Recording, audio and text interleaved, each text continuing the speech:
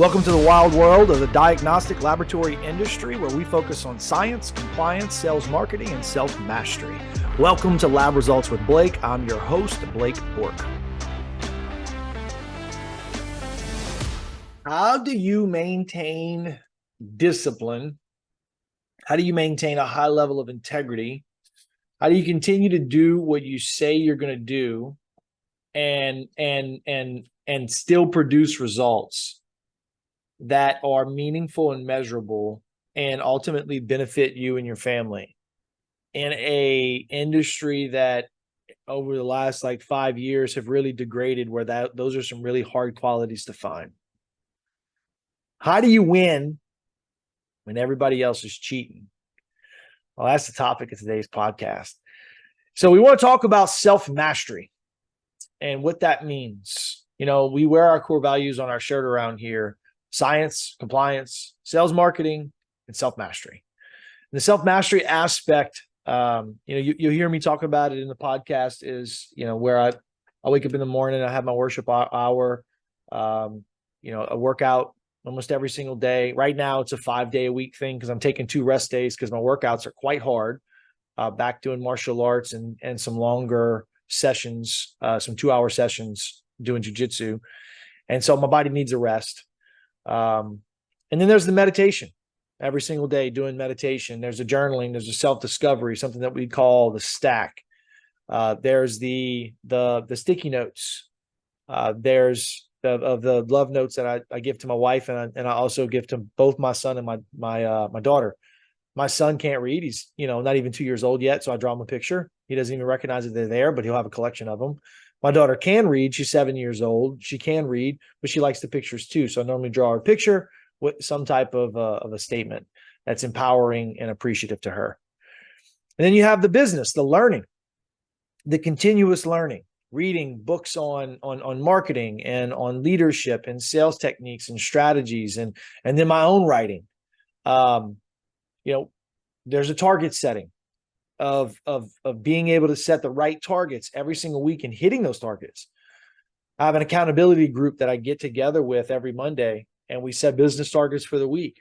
And I specifically say, here's the day, and this is the time that I'm going to get this done. This is the number one thing that I got to do this week. And then I create a plan to get it done. And sometimes I'm last minute. I don't always get my sticky notes out. Sometimes I have to miss a workout. Sometimes I don't meditate, right? I mean, that's the part of the self-mastery. It's not self-mastered. We haven't gotten there yet. I don't know if there is a there yet. It's the idea here that we are continuing to master ourselves. And when you get, kind of in a spiritual conversation with sin and the flesh, and some of these things that we're pulled to compare ourselves to other people, to want what they have, to covet, where we have a grudge against someone else, and that grudge is causing us to really hate them, and to think ill of them, and to wish them harm, and to speak behind their back, and maybe to go out of our way to plot revenge and try to set them up for their downfall. There's some real situations, man. There's some where I've been the victim of that, and then have gone into the I deserve space where I get to get back at them. And then there's also been some times in my life where, man, I've been a proponent of that, where I was going after somebody, man. I was seeking revenge. I was going to get them. I was going to sue them. I was going to embarrass them. And so those types of things, those need to be mastered too, because that's not something that is going to, we feed that dragon and feed that energy. That is going to consume and get between the love that I have for my children. It's going to consume and get between the love that I have for my wife, the intimacy that I want at night, because, and I'm thinking about hurting that person. I'm thinking about calling them up and cursing them out. I'm thinking about how I can get my money back because they stole from me. And really what I should be thinking about and praying for is, how can I forgive them? How can I have forgiveness in my heart for them? I need to show up with weakness inside of my prayer. God gives the mercy. And through the mercy and the grace comes peace. And that's kind of the path that I'm on right now inside of my own path for self-mastery, is not to hold these grudges. And I've got people in my life that whenever I get on the phone with them, something clicks and triggers. And it's like I want to talk about every single bad thing that's ever happened to me that day with them. And it's some heavy stuff. Those types of relationships become toxic very fast. They're not good for either party, right? Those are things that we can master. Those are things that we can purge, and we can get better because of it. And so I will share with you, for me, what has worked for me to break habits. And if you know my story, you know that I suffered from a couple of addictions. I may have a slightly addictive personality. I caught now. They typically came from some trauma, but I was a willing participant in sedating away from the trauma. So not a victim of the fact that I was an addict. I actually, was a willing participant in hiding from the work required for me to get over the death of my daughters. But it wasn't like time healed that wound. I don't believe time heals all wounds. I believe time kills deals. An infection will fester if left untreated. It will kill a patient. I think time and distance kills relationships. What we need to have is we don't need more time. We need work. We need self-development and self-discovery inside of that work. We've got to peel back layers of ourselves and ask ourselves truly, what do we actually want? And if we see ourselves inside of a relationship where, sure, we're right, well, does being right actually get us what we want? And I'm not saying, like, I got some people in my life right now that are coming to mind that they'll say whatever, lie, mistruth, to get what they want. That's not what I'm a proponent of. In fact, I'm a proponent of telling the truth only as a code. Tell the truth at all costs. But if I'm arguing with somebody and I am trying to be right to win the argument and it doesn't actually get me what I want, why argue? Why put energy in that direction?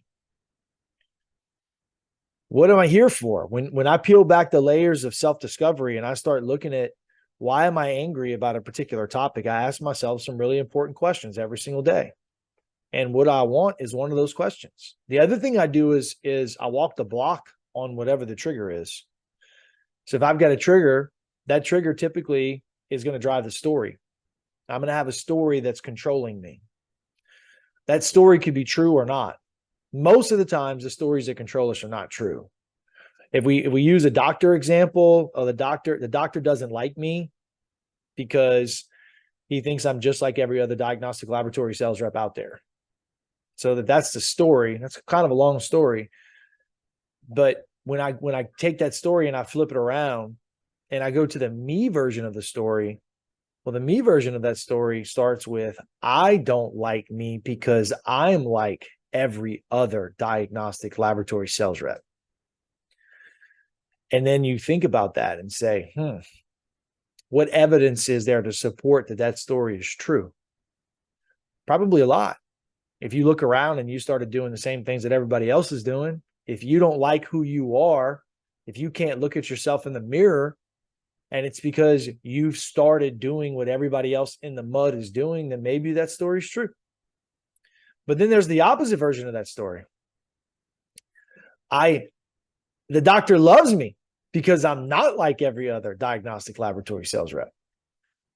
And when you support evidence for that story, you realize, well, I'll be damned. Maybe, you know what? He does like me. He appreciated me. He remembered my name. He told me no, but he didn't tell me that he hated me. He didn't slam the door in my face. He actually said that we were unique. You start putting evidence there that wasn't that the doctor didn't like me because you were like everybody else. In fact, he liked you because you were not like everybody else. There's evidence to support that story too. A lot of times the opposite version of the story can be true. But it's the desired version of the story that we ultimately get to. And after that desired version of the story, like I will be a diagnostic laboratory sales rep that doctors who appreciate and value integrity and honesty and work ethic will adore. I get to choose my desired version of the story every day. Whatever that trigger was, I get to then choose what version of the story is going to get me what I want. I start off with what I want, and then I dissect that trigger. Once I get the stories right and I realize what desired version of the story is going to give me what I want, and then I can support the evidence, then we move on to what's the biggest lesson that I can pull out of that, because that lesson then it really needs to be applied to all areas of my life. And it could literally be that, the lesson from that particular story of the doctor doesn't like me because they think I'm like every other diagnostic laboratory sales rep. Maybe the lesson from that, as I kind of dissect it, is that what other people think about me will never get me my results. That could be a great lesson from that. What other people think about me is not going to get me my results. What's going to get me my results in lab sales is actually getting doctors to order and to not to for something they think, but a behavior. I've got to be able to convert them that this is the right thing for them and get them to actually do the behavior. Their clinics have got to come through and actually order, and they got to pull reports down, and I need to impact their care. So what they think about me isn't going to give me my results. I've got to be able to move past that. I got to be able to move from think to be and to do. So then I would apply that to my body. I would apply that to my being, my spirituality. I would apply that to my family, my balance, and I would apply that to my business, the way I make money. And like in what areas is my body and what other people think about my body is not going to make me lighter. Whatever the people think about my body is not going to make me run faster. There's not like an opinion poll in the audience, and it's like, oh, Blake Bork's at 95%. He's turbocharged. Watch his fat ass run. Like, that just isn't how it works. What other people think about my relationship with God and how I'm practicing, and whether I'm going to a Catholic church or I'm going to a Christian church, a Bible church, whether I'm in a men's group, like none of that actually matters in the results of my faith, which is to bring me closer to God and to make me a masculine spiritual man and to be a leader for my family and get my children to heaven. Like, that's the results that I want, right? What other people think are going to give me that? When I look at actually my family, like what my wife thinks about my job isn't going to give me the results that I want. Whether she likes it and she praises it, let's say it's a positive thing. My wife thinks I have an amazing job. She's super proud of me. Cool. Really, I'm not getting the results that I want, and I missed my bonus check and my commission check, and she doesn't know about it. She's not going to give me the results that I want. I am responsible for the work, right? I'm responsible for the work. What she thinks about the work that I'm doing ultimately can actually be a sedation tool for me. All the praise and all the idolatry towards people who have high paying jobs that I can do whatever I want, that's not going to give me the results that I want in my life. It won't. And in a business standpoint, I'm sorry, man. 100 people who think you're great and nobody doing business with you ain't going to give you the results that you want. And so after you go through your body, your being, your balance, and your business, I do this every single day, guys. Every day. I have not missed this in the last, I think it's like 26 days. And I've done about 1,000 of these over the last 6 years.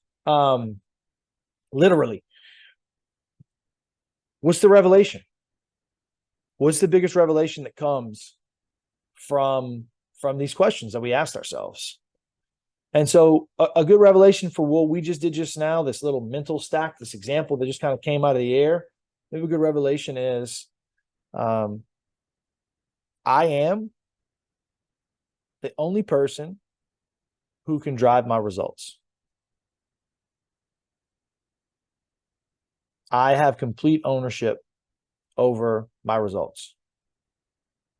The only person that really matters whenever it comes to how they think about my results is me. And I get to own that. I get to own my results. No one else can make me feel a way. I own my feelings. I own my results. I own the way I feel about them. And the fact that I feel bad about an outcome, say I have a bad quarter or I have a bad month, I didn't hit my sales target, I didn't close a deal, I had somebody welch on a contract, somebody owes me $1 million. Like, the way I feel about that also isn't a bad thing, right? But it's not going to change the outcome of that person owning me $1 million. And so at some point in time, you got to put your feelings aside, accept that they're real and that they're there, and use them as fuel to drive you towards results. So that way you can make decisions. But it doesn't matter. That would be an example of a revelation. And so being able to come in and have the self-discipline approach to dissecting these triggers, these things that can hold us back or they can actually propel us forward. Ultimately, what we're doing is we're getting into a situation where we have a trigger, we have a feeling, we accept the feeling, we make sure that the feeling is aligned with the right fact. So that way that fact allows us to focus on fruit that we want to bear. Facts, feelings, focus, fruit. It's the way I learned it. And we do this as men, especially because ultimately we'll have the wrong feelings aligned with the wrong facts. We feel a certain way about something that's not even real. And so this is part of my journey to master myself, is to connect the right feelings with the right facts. So that way I can focus on the right things. So that way I can bear fruit. What are you hearing me say? If this was too complicated, it was all over the place, please hit me up. Message me, send me something on LinkedIn, on Facebook. If you have my cell phone number, text me, because I'd be more than happy to hop on the phone with you. There's enough people who have questions about this. I'll do a webinar to explain the stack. And if enough of you like that, then I'll ask Coach Sam to actually get us a group discount on being able to get you guys in the software that I actually use every single day for this, because it's literally changed my life. I pray for you on your road to master yourself. You've been listening to Lab Results with Blake, with your host, Blake Bork. Please like, share, and subscribe to this podcast. Remember, greatness is contagious.